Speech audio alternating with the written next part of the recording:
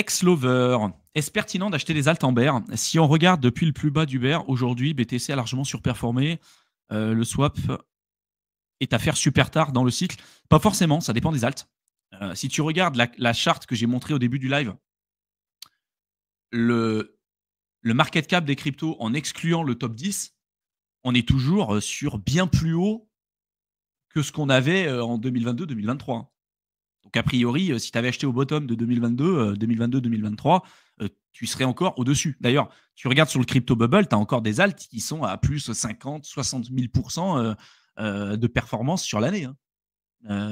Sur un an, sur une performance d'un an. Donc, non, il y a un intérêt de le faire. Mais par contre, comprendre qu'il peut y avoir des corrections, comprendre que c'est pas parce que tu as acheté en bear que tu vas pas avoir des fluctuations, que tu vas pas être testé, c'est faux. Tu vas être testé. Et c'est ça que les gens ne comprennent pas, c'est qu'il y a aussi des indicateurs macro.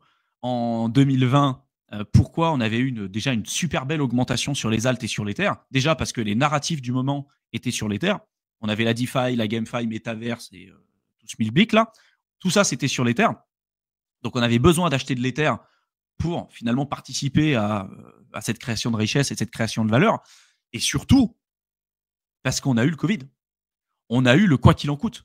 On a eu une explosion des liquidités, de l'argent pas cher et de la M2 Money Supply qui a explosé de partout. Aujourd'hui, ce n'est pas le cas. Hein. D'accord, hein, faut pas l'oublier, ça. Hein. C'est-à-dire qu'on a des augmentations. Mais de se dire qu'on est sur les mêmes cas de figure que ce qu'on avait avant, non, c'est faux. Et d'ailleurs, il y a même des études académiques qu'on vous avait présentées avec Théo qui présentaient et qui expliquaient en pourcentage l'impact que pouvaient avoir différents facteurs exogènes et même endogènes à l'écosystème crypto sur les performances long terme du Bitcoin. Par exemple, il y en a beaucoup qui disent le Bitcoin augmente parce que on a le halving. Alors en effet, le halving, ça joue. Tous les 4 ans, on a une division de l'offre en circulation, enfin de la nouvelle émission de coins tous les 4 ans. Donc évidemment, si la demande reste identique et qu'on baisse l'offre, bon, bah, il y a une augmentation du prix. Et puis s'il y a une augmentation du prix, il y a des bougies vertes. S'il y a des bougies vertes, ça attire des nouvelles personnes, donc ça augmente de nouveau le prix. On crée une bulle et ensuite il y a une correction, etc., etc. Évidemment, ça joue. Il y a des études aujourd'hui qui démontrent que la grosse majorité des performances du BTC sont dues en partie avec ce halving et tout ce qu'on connaît, évidemment, mais en grande partie, c'est dû avec l'impression monétaire.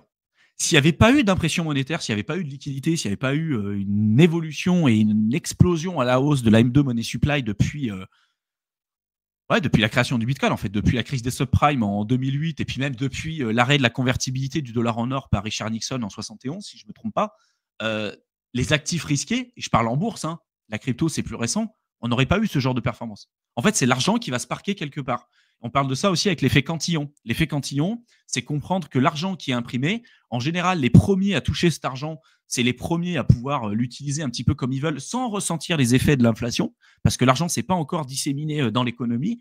Et ensuite, cet argent-là, il va aller se parquer quelque part. Il va aller se parquer dans les actifs, il va aller se parquer dans tout un tas d'autres choses. Et là, on a une augmentation des prix.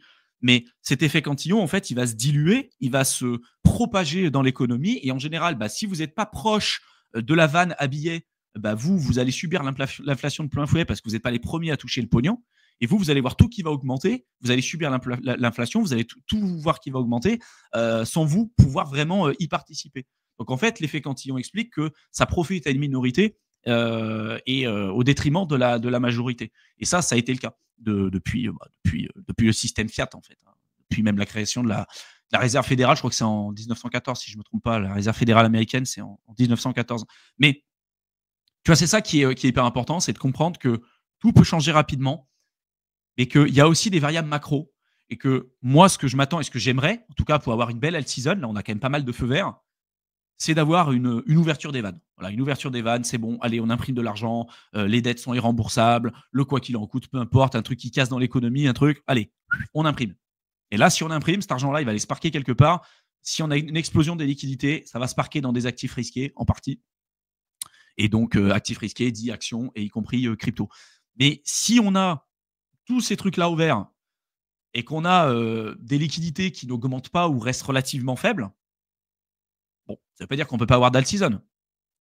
Mais il va falloir se poser des questions sur l'amplitude du pump. C'est toujours ça. Puis aussi, il y a la dilution des alts, il y a le fait qu'on soit maintenant sur un truc où il y a des institutionnels avec des ETF et que l'argent qui est sur les ETF, est-ce que ça peut venir se remettre sur les alts? Tu vois, il y a pas mal de questions à se poser sur ça.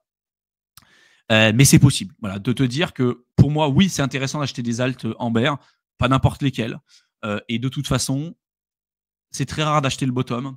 Que même si tu l'achètes, la probabilité que quand ça augmente un peu, que tu aies augmenté un petit peu ton coût d'achat moyen et que ça rebaisse, c'est quand même important.